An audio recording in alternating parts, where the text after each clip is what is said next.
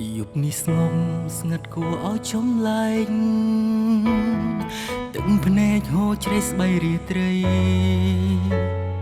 ទឹកភ្នែកបងស្រកព្រោះរឿងហេតុអ្វីក្រំហរតីកណ្ដាលភុំវឹងវើយបងអង្គុយញ៉ាំស្រាលីទឹកភ្នែកនឹកអូនពេ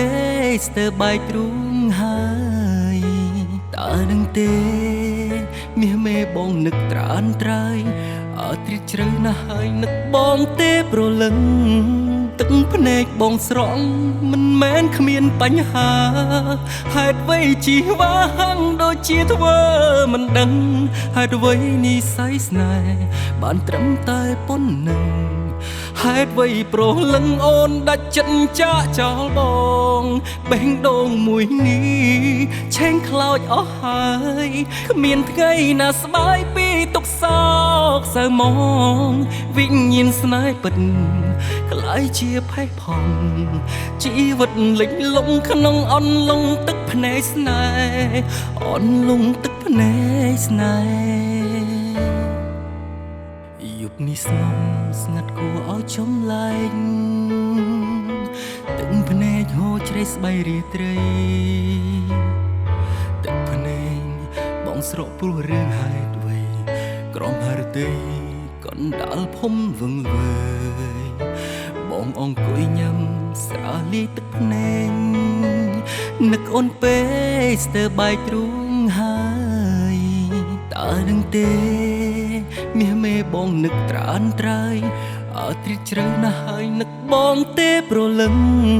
ទឹកភ្នែកបងស្រង់មិនមែនគ្មានបញ្ហាហេតុអ្វីជីវ៉ាហាំងដូចជាធ្វើមិនដឹងហេតុអ្វីនិស្ស័យស្នេហ៍បានត្រឹមតែប៉ុណ្្នឹងហេតុអ្វីប្រលឹងអូនដាច់ចិត្តចាកចោលប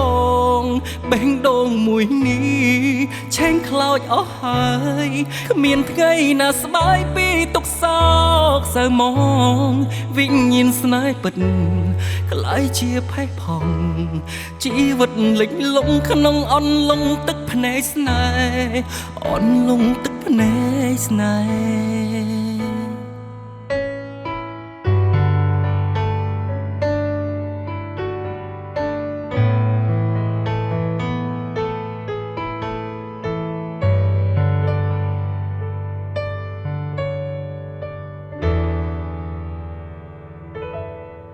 ទឹកភ្នែកបងស្រង់មិនមែនគ្មានបញ្ហា